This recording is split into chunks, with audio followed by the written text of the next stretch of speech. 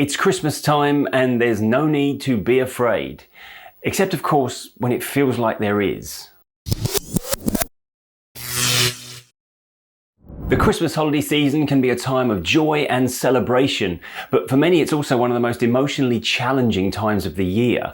Whether it's the stress of seeing relatives, or anxiety from the pressure to socialise, or the sadness triggered by memories of lost loved ones, there's potentially a lot to deal with emotionally at this time of year. In this video, we're going to break down why this time of year can be so difficult, and most importantly, how we can navigate it with the minimum amount of impact on our mental health. For many of us, the holidays mean spending time with family members we don't see often, or maybe even don't particularly get along with. Whilst family can be a source of comfort, it can also come with its fair share of pressure and conflict. Most of our time outside of work is spent around the people we actually want to be around, but whilst we get to choose our friends, we don't get that luxury with our relatives.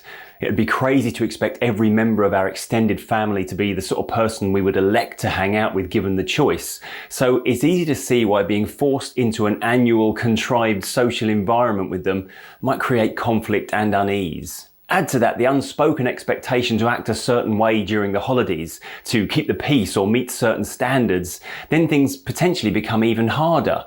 Old family dynamics from an earlier time in our life can resurface, and unresolved conflicts can feel magnified.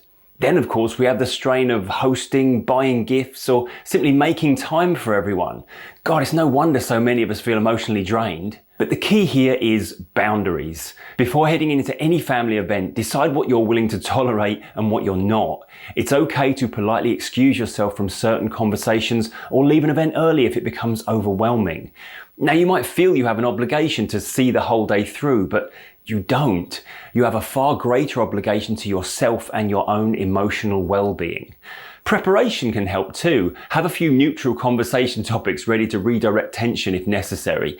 For example, I love my dad dearly, but I know if he starts to talk about politics, I'm better off either leaving the room and letting others to have that conversation, or quickly introducing a new topic. I don't have to react to whatever he's currently saying, and we'd both much rather talk about things we can smile and laugh about than things we vehemently disagree on. The holidays are often a stark reminder of the people who are no longer with us. Whether it's a parent, a partner, a friend, or even a pet, their absence can feel amplified during a season built around togetherness. Memories of happy times during the holidays can be some of the most enduring, so seeing an empty seat at a table or hearing a song that reminds us of them can bring a flood of emotions. But the first thing to say here is allow yourself to feel the grief. Trying to suppress or resist that will only make it more intense and cause you more suffering.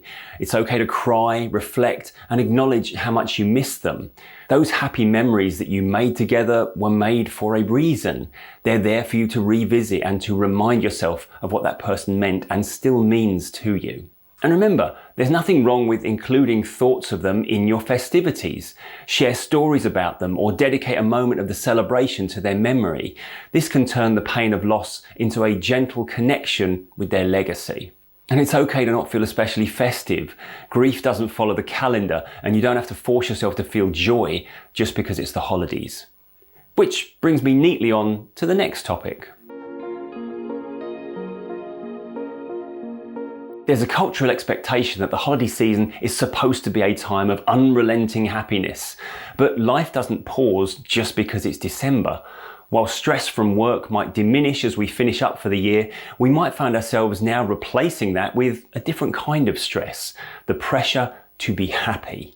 That sort of pressure has always been there, but in modern times, social media makes it worse. We see picture-perfect families living their best life, staging extravagant celebrations, and it's easy to feel like we're falling short.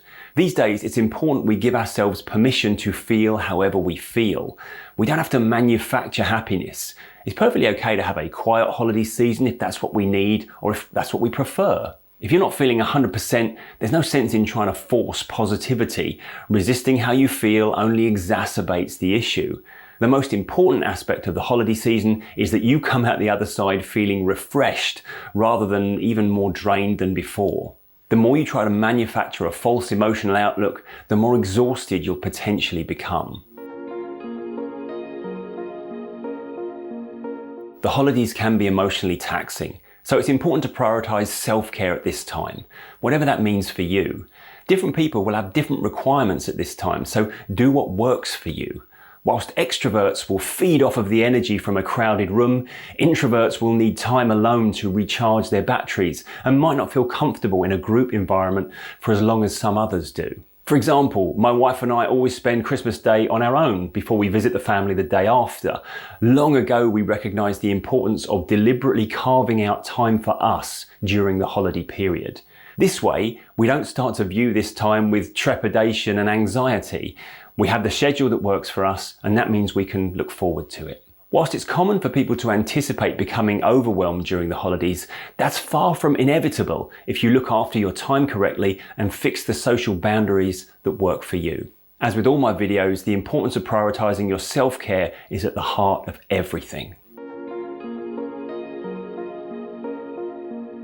The holiday season is complex. It's okay for it to be both joyful and at times difficult.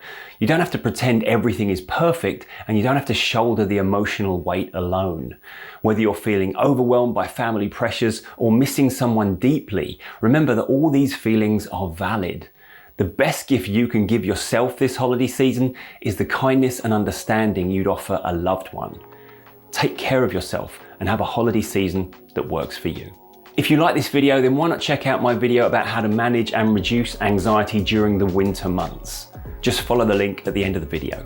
But for now, always remember, be kind to your mind, and I'll see you next time.